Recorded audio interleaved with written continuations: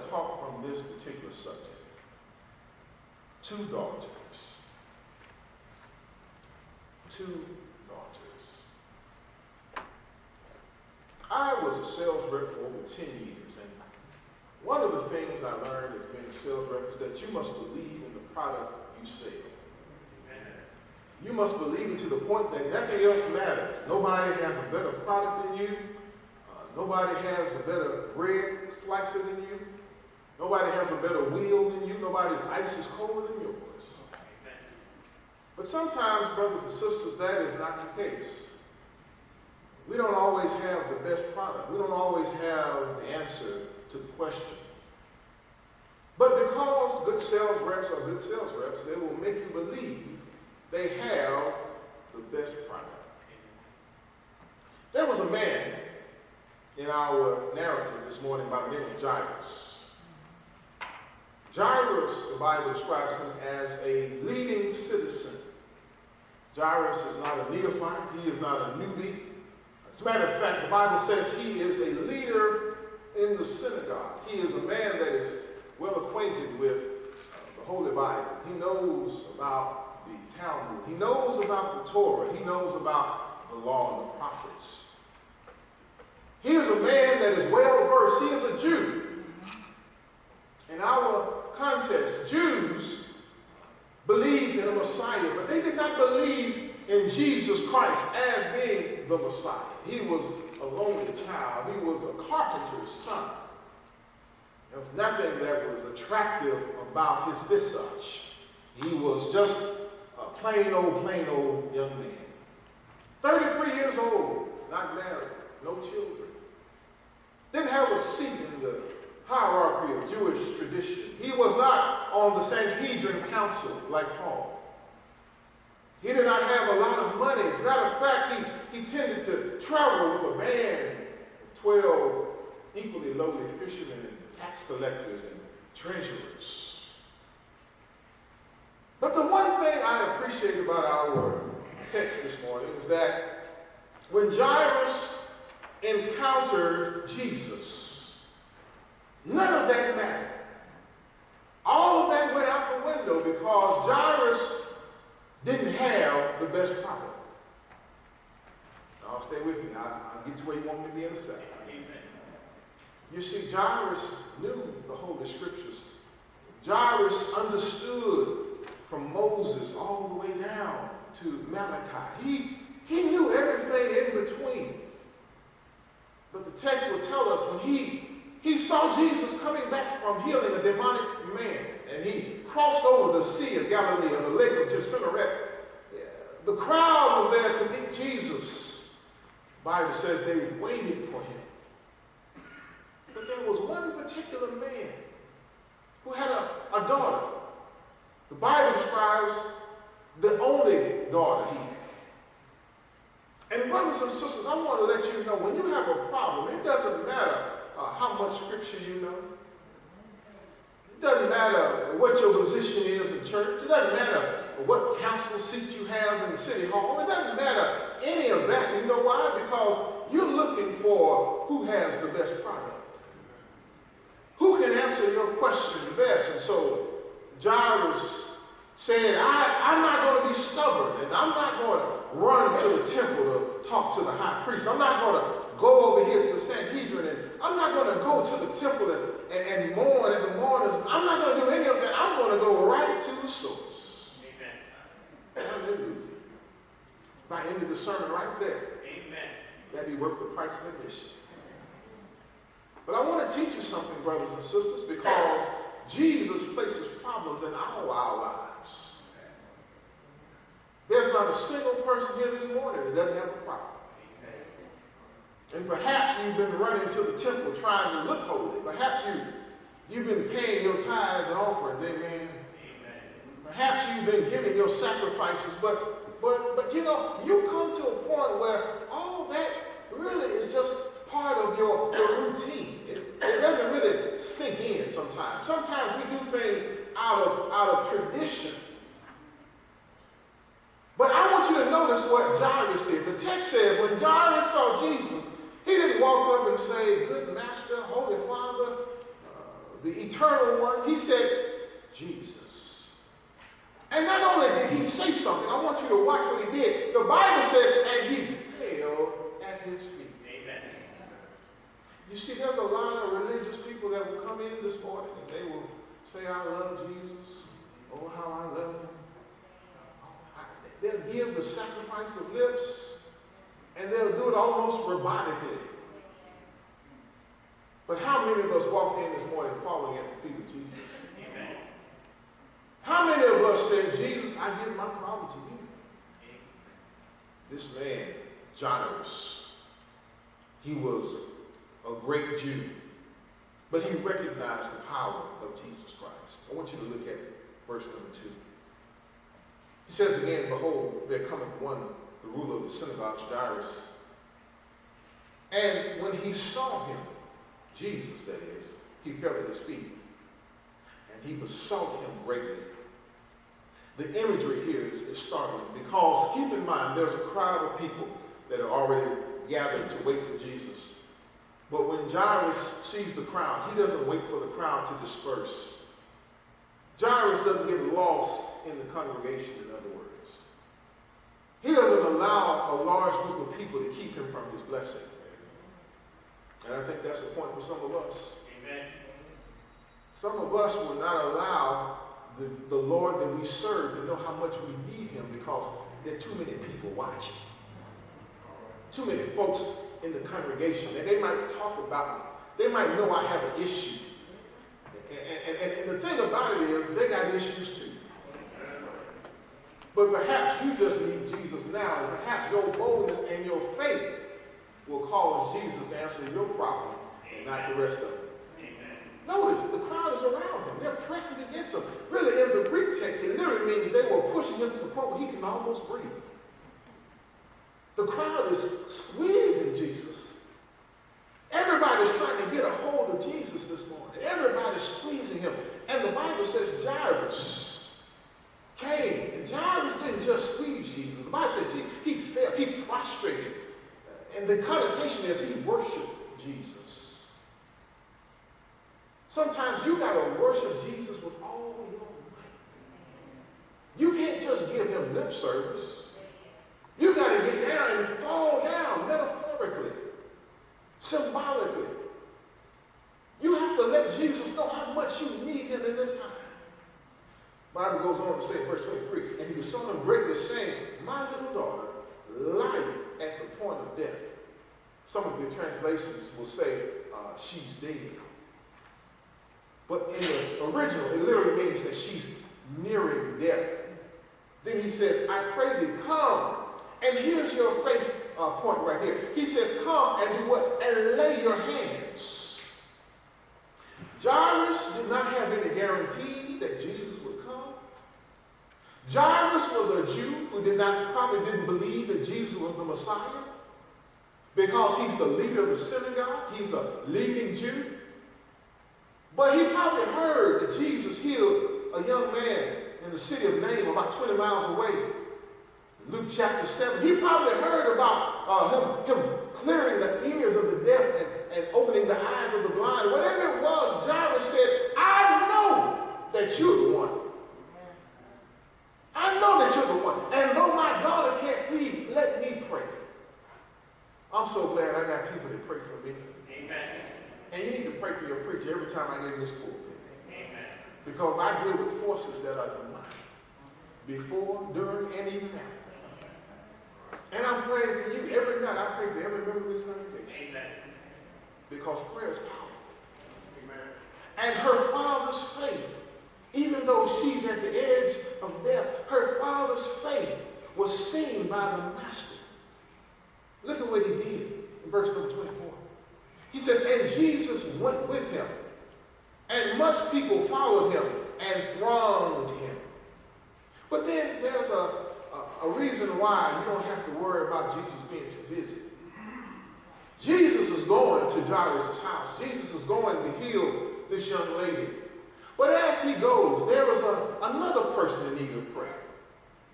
We said last week, Jesus is never weary of our prayer, our calls for him. He's never wearied by our constant contact. See, sometimes we get tired of folk calling us, amen? Amen. But your Lord and Savior never gets tired of you calling. The text says when he was going to Jairus' house, there was a woman. And then the Bible will describe from verse 25 and 28 that she has an issue. The Bible says she has an issue of blood. And watch this. She's been having this issue for how long? 12 years. Isn't that ironic?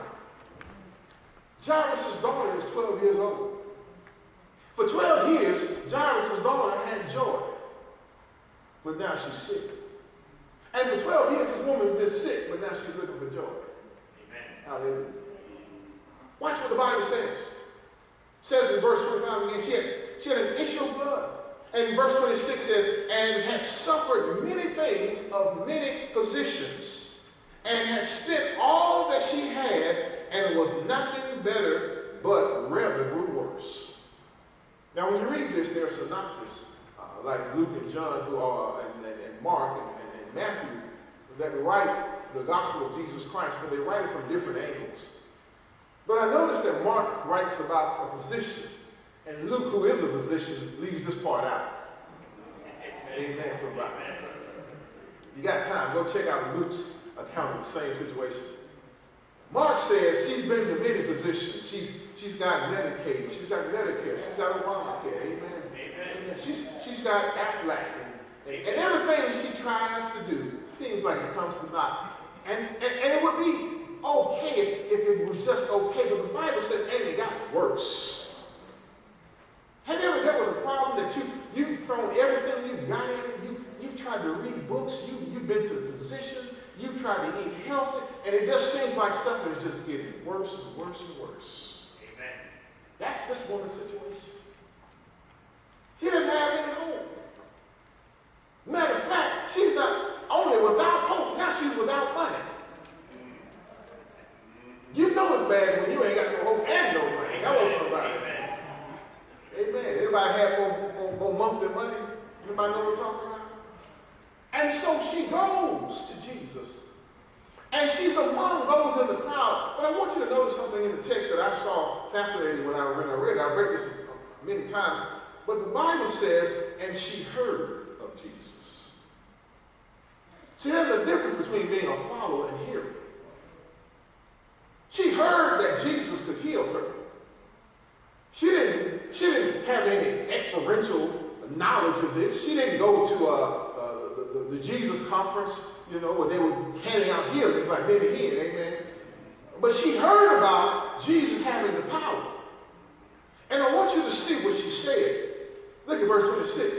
After she spent all her money and she grew worse, look at 27. When she heard of Jesus come in, and she came in the press.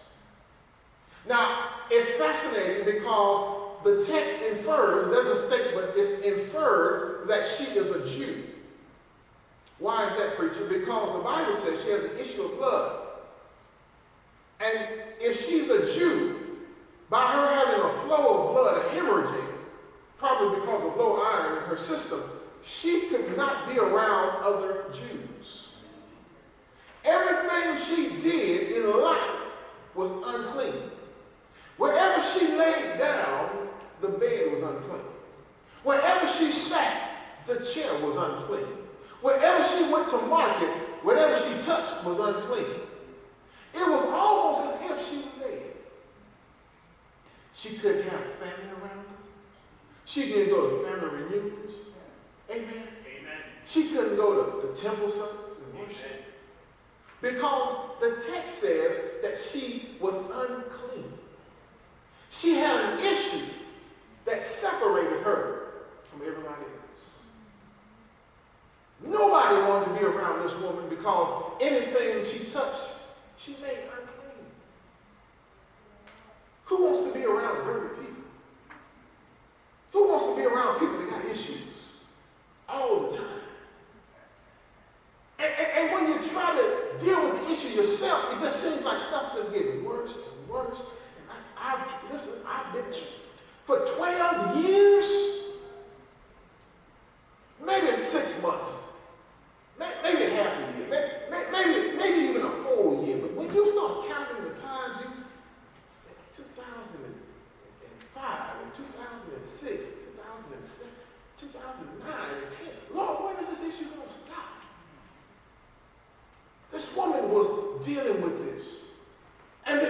it says, she got into the press. And I noticed something in the text as well that I hope you'll find interesting. She didn't come toward the front. Oh, y'all not reading the text. Amen. She didn't come to Jesus and say, Jesus, I need your help. Because nobody wanted to be with this lady. Nobody wanted to be close to her. The text says she got in the crowd. And she had to move some people to get to Jesus now. Yes.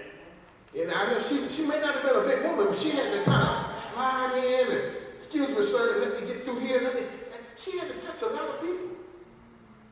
And every person she touched, she made unclean.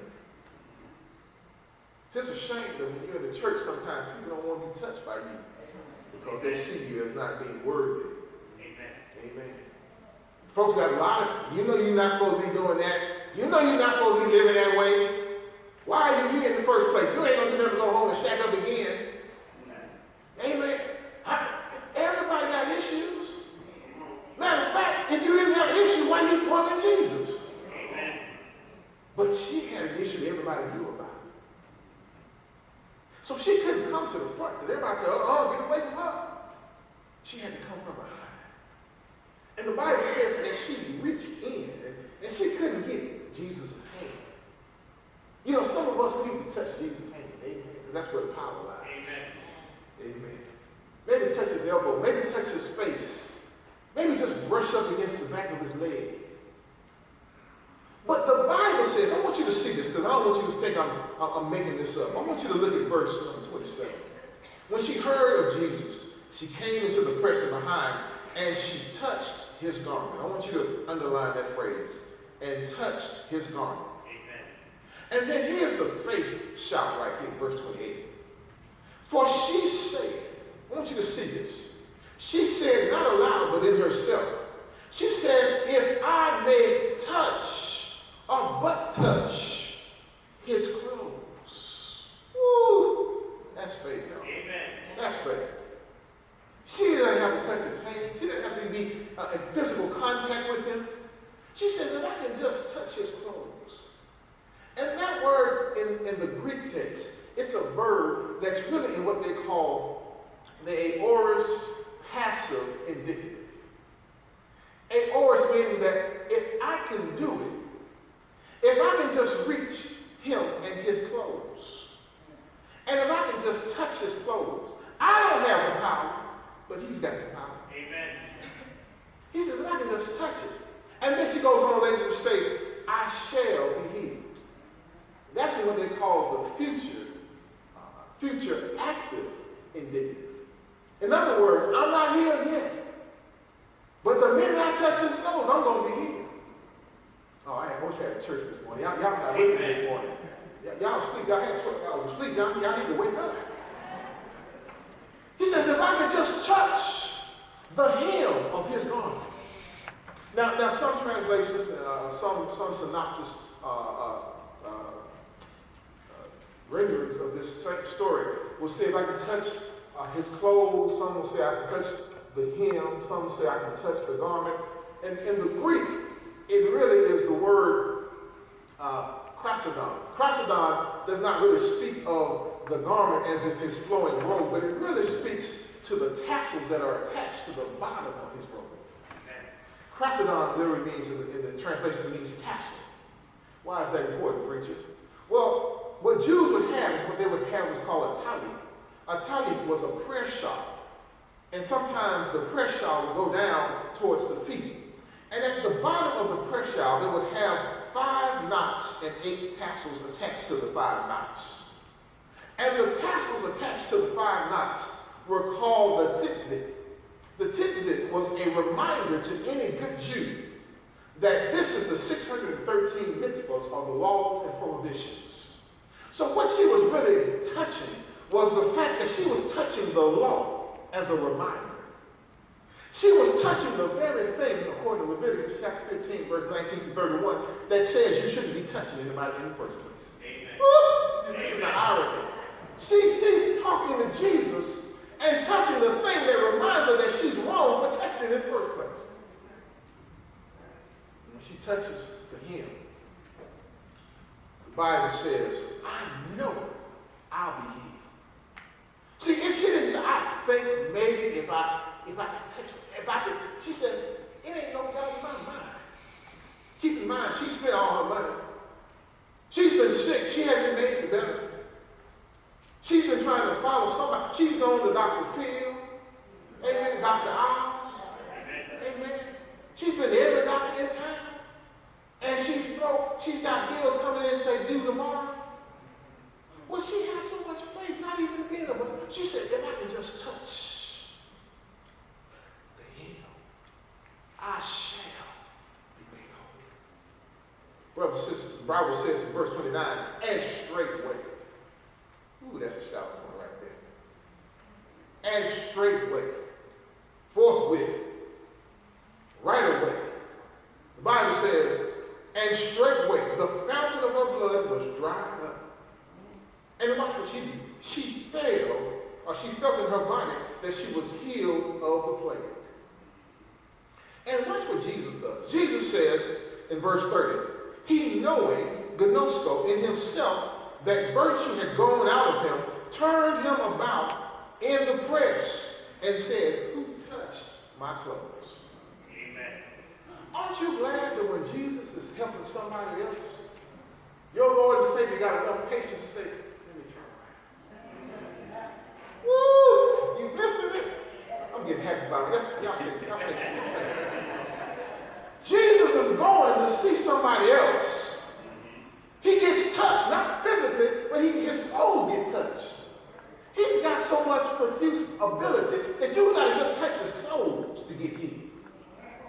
He says, I feel virtue come out of me. Hey, come on. Who touched me?